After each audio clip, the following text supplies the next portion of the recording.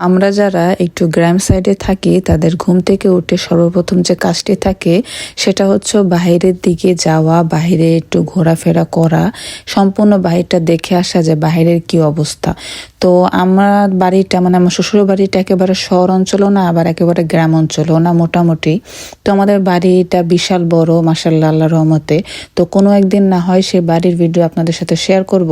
তো ঘুম থেকে উঠে আমি বাইরে চলে গেলাম এবং বাইরে চারিদিকটা দেখছি বারান্দা থেকে। তো আমাদের বারান্দাটা কিন্তু বিশাল বড় ছিল। তো এরপর আমি চলে এসেছি রান্নাঘরে। তো বাজারের যে শাকসবজি আনা হয়েছিল সবকিছুই শেষ, এখন বাড়িতে কোনো তরকারি ছিল না।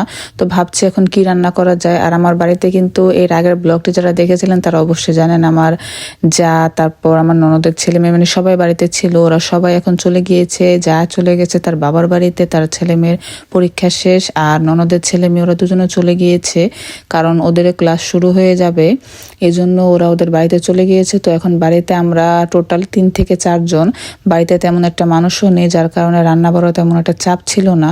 তো এই জন্য ভাবছি যে কি করা যায়। তাই দেখলাম, ভেবে চিনতে পরে দেখলাম যে নতুন আলু দিয়ে হাঁসের ডিম দিয়ে রান্না করি। অনেকদিন ধরে এই রান্নাটা খাই না, যেহেতু শীতকাল ধনেপাতা পাওয়া যায়, তার জন্য ধনেপাতা দিয়ে এই রান্নাটা কিন্তু খুব মজা লাগে। কে কে খেয়েছেন আমার জানা নেই।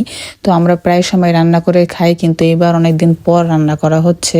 তো আজকে কিন্তু আমি শুধু ডিম দিয়ে নতুন আলু রান্না করছি না, সাথে কিন্তু করলা ভাজিও আছে। তো 4 জন মানুষের জন্য 4টা ডিম সেদ্ধ করেছি। আর দেখেন না, ডিমগুলো অনেক টাইম নিয়ে সেদ্ধ করার পরেও ডিমগুলো ভালোভাবে কিন্তু উপরে যেই বাকলাটা আছে সেটা কিন্তু ভালোভাবে আসেনি, সাথে ডিমের চামড়া সহকারে চলে এসেছে।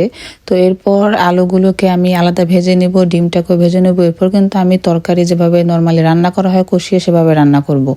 আর এখানে কিন্তু আমি বাটা মশলা দিয়ে রান্না করছি। এই বাটা যে মশলাটা দেখলেন সেটা কিন্তু শুকনা মরিচ বাটা, আর শুকনা মরিচ বাটা মশলা তরকারি কিন্তু খুবই টেস্ট হয়। আর আমার বাড়িতে যে আমরা মশলাগুলো খাই সবই কিন্তু আমাদের নিজের হাতে কোটা। আর এখানে কিছু মরিচ ছিল, তো ভাবছি সেগুলো বেটে নেই, কারণ বেটে তরকারি রান্না করলে তরকারির স্বাদটাও কিন্তু অন্যরকম হয়, তরকারির কালারটাও কিন্তু অনেক সুন্দর আসে। তো সেই বাটা মশলা দিয়েই তরকারি রান্না করছি। তো এখন ডিম আর আলু দুটোকে আলাদা আলাদা ভেজে আমি উঠিয়ে রেখে, এরপর আমি তেলের মধ্যে পেঁয়াজ দিয়ে সব ধরনের মশলা দিয়েছি, আদা রসুন বাটা দিয়েছি সামান্য। তারপর আমি আলুটাকে কষিয়ে ভালোভাবে ভেজে, এই তো পরিমাণ মতো আমি ঝোল দিয়েছি। আর এই তরকারিটার মধ্যে কিন্তু ঝোলের পরিমাণটা একটু বেশিই থাকে, এই ঝোলটাই হলো আসল। তো এই জন্য আমি পানির পরিমাণটা একটু বেশি দিয়েছিলাম। যখন পানিটা ফুটে উঠেছে তখন আমি ডিমগুলোকে কেটে ভিতরে দিয়ে দিয়েছি। তো ডিমগুলো কিন্তু আমি আস্তই রাখতে পারতাম, কিন্তু আমি কেটে দিয়েছি যাতে এর ভিতর সব মশলা এবং ঝোলের সব কিছু জানি প্রবেশ করে। তো ডিম দেওয়ার পর এখানে আমি কয়েকটা কাঁচামরিচ দিয়ে দিলাম। কাঁচামরিচের ঘ্রাণ তরকারি নামানোর আগে ঘ্রাণটা কিন্তু খুব ভালো লাগে, অন্যরকম একটা স্মেল আসে। আর সর্বশেষ আমি শীতের তরতাজা একবারে ঘ্রাণ দেশি ধনেপাতা কেটে দিয়েছি, যার কারণে তরকারিটা স্বাদে আমার বাড়িয়ে দিবে। তো এরপর আমি নাস্তা খাওয়ার জন্য, এটা হচ্ছে লালি, এই লালি নাকি আখের রস দিয়ে বানানো হয়, আমি কখনো খাইনি। এখানে আসার পরে এই লালিটা আমি খেয়েছি। তো সেই লালি আমি বাটিতে নিচ্ছিলাম আমার শ্বশুরকে নাস্তা দেওয়ার জন্য, উনি রুটি দিয়ে খাবে।